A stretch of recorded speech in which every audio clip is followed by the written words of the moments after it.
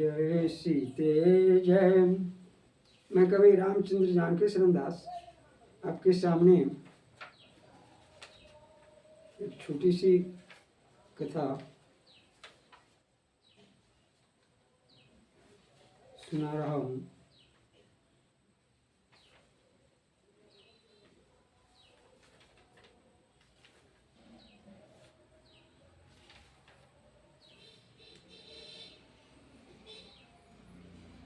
संत को कैसे पहचाने। संत महात्मा और उनको पहचानने वाले बहुत ही दुर्लभ हैं। आज तो दंभ पाखंड और बनावटीपन इतना हो गया कि असली संत महात्मा को पहचानना अत्यंत ही कठिन कार्य हो गया है। पर सच्चे जिज्ञासु को पता लगता है, भगवान कृपा करते हैं तभी उनको पहचाना जा सकता है। अब उनकी पहचान क्या है, हम उनकी पहचान नहीं कर सकते, हम तो अपनी पहचान कर सकते हैं। एक कहानी है। एक नवयुवक राजगद्दी पर बैठा। 5-7 वर्ष राज करने के बाद उसने अपने राज्य के बड़े बूढ़ों को इकट्ठा करके पूछा, आप लोग बताएं कि राज्य हमारा ठीक रहा या हमारे पिताजी का ठीक था अथवा हमारे दादाजी का ठीक था, किसका राज्य ठीक था। आपने हमारी तीनों पीढ़ियों का राज्य देखा है। बेचारे सब चुप रहे। एक बहुत बूढ़ा आदमी खड़ा होकर कहने लगा,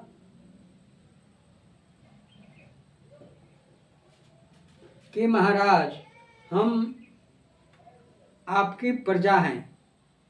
आप उम्र में छोटे हैं तो क्या हुआ, आप हमारे मालिक हैं। अब हम आपके बारे में निर्णय कैसे करें कि आप में कौन योग्य और कौन अयोग्य है, कौन बढ़िया और कौन घटिया है। यह हमारी क्षमता नहीं है। मेरी बात पूछें तो मैं अपनी बात तो कह सकता हूँ, पर आपकी परीक्षा नहीं कर सकता। राजा ने कहा, अच्छा, अपनी बात बताओ। वह कहने लगा, जब आपके दादाजी का राज था उस समय मैं जवान था, मैं पढ़ा लिखा था, शरीर में बल भी अच्छा था। मैं एक लाठी पास में हमेशा रखता था। उस समय यदि 5-10 आदमी एक साथ भी सामना करने के लिए आ जाए तो मैं हार नहीं खाता, बल्कि उन सबको मार दूं, ऐसा मेरा विश्वास था। एक दिन मैं किसी गांव जा रहा था। रास्ते चलते मेरे कान में किसी स्त्री के रोने की आवाज आई तो मैंने सोचा चलकर देखे क्या बात है। मैं आवाज की दिशा में गया तो देखा कि एक सुंदर युवती अकेली जंगल में बैठी रो रही है। उसने बहुत कीमती गहने कपड़े पहन रखे थे। मैं अचानक उसके पास पहुंचा तो वह डर गई और एकदम चुप हो गई। मैंने बड़े प्यार से कहा कि बहन, घबराओ मत, बताओ कि तुम क्यों रो रही हो। मेरे ऐसा कहने पर वह आश्वस्त हुई और बोली, मैं पीहर से ससुराल जा रही थी।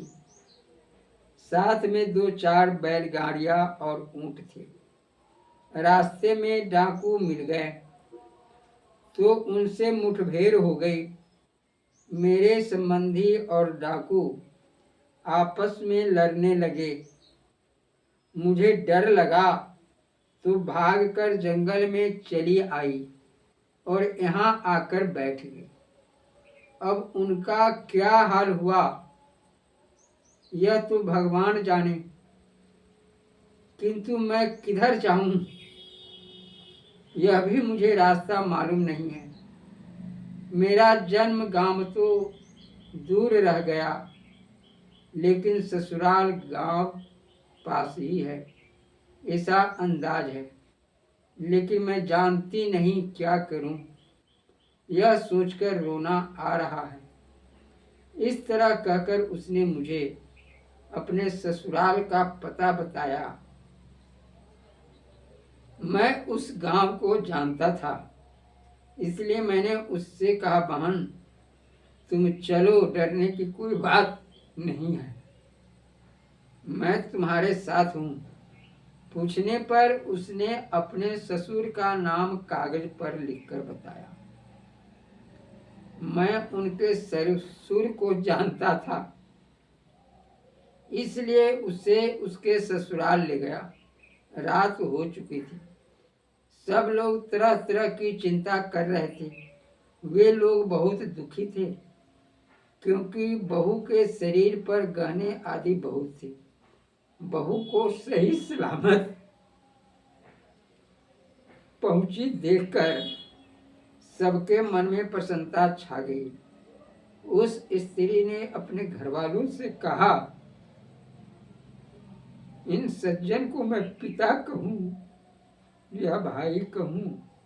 उन्होंने मुझे बड़े प्यार से धीरज दिलाया और यहाँ तक पहुँचाया।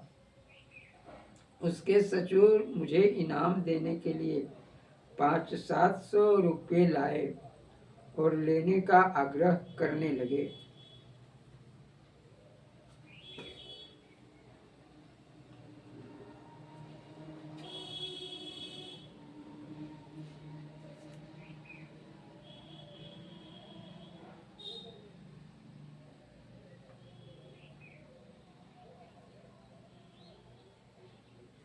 मैंने अपना कर्तव्य समझकर यह काम किया था कि कोई दुखी है तो उसका दुख दूर हो जाए, इसलिए मैंने रुपये नहीं लिए। मैंने मन में सोचा कि अपने कर्तव्य पालन की बिक्री नहीं करूँगा। मेरे मन में रुपये न लेने से बड़ा संतोष रहा। मैं वापस चला आया। यह बात तो आपके दादाजी के समय की थी। इसके बाद आपके पिताजी का राज्य आया। उनके राज्य काल के 5-7 वर्ष बीतने पर एक बार मेरे व्यापार में बड़ा घाटा लगा। धन की तंगी हुई तो मेरे मन में बात आने लगी कि उस समय इतना अच्छा अवसर मिला था। 10-15 हजार का तो गहना ही था। अकेली स्त्री थी, एक थप्पड़ मारता तो सारा गहना जेवर मिल जाता। आज यह दुख नहीं भोगना पड़ता। उस समय बड़ी भूल हो गई, अब पछताने से क्या होगा। जब वे इनाम देने लगे तब भी मैंने नहीं लिया। बड़ाई का भूखा आज तंगी भोगता है, इस प्रकार के भाव मन में आए थे। महाराज, आप तो अवस्था में मेरे पोते के समान हैं। आपके सामने कहने में लज्जा आती है।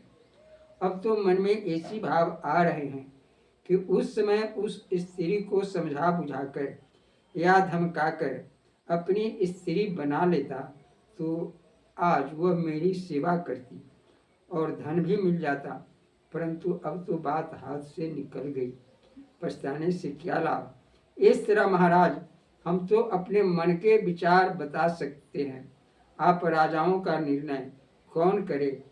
आपका निर्णय करने की ताकत हम में कहाँ। राजा समझ गए कि बुढ़ा बड़ा बुद्धिमान है, यथा राजा तथा प्रजा। यह बात भी कह दी और हमें रुष्ट भी नहीं किया। इस तरह संतों की पहचान हम नहीं कर सकते कि एक कहाँ तक पहुँचे हुए हैं, किंतु उनके पास जाने से हमारे मन में मच रही हलचल शांत होती हो, बिना पूछे शंकाओं का समाधान होता हो, मन में संतोष होता हो, अपने में दैवी संपदा के गुण आते हों, अर्थात दया, क्षमा, उदारता, त्याग, संतोष, नीति, धर्म आदि की वृद्धि होती हो, दुर्गुण दुराचार दिखने लगे और घटने लगे, जिन महापुरुषों के संग अथवा दर्शनों से ऐसी विलक्षणताएं आती हों तो हम अंदाज लगा सकते हैं। इसके अलावा हम गरीब हों अथवा धनी हों, जिनके मन में हमारी कोई गरज नहीं दिखती, हम धनी हैं तो कुछ ज़्यादा आदर करें और गरीब है तो निरादर करें, हमसे वे कुछ स्वार्थ सिद्ध करना चाहें, ऐसा हमें कभी लगता ही नहीं। हम उनसे ज्ञान जो, भक्ति जो, कर्म जो आदि की बातें पूछते हैं, वे उनसे भी आगे की बातें बता देते हैं। हमारी दृष्टि में सगुण, निर्गुण, साकार, निराकार के तत्व को जानने वाला उनसे बढ़कर कोई दिखता नहीं। ऐसे महापुरुषों का संग मिल जाए तो बड़ा लाभ होता है। जय श्री सीते। यह कथा प्रसंग आपको अच्छा लगे तो कृपया इसे बार बार सुनने का प्रयास करेंगे। आपसे यही हमारी प्रार्थना है। जय श्री सीते।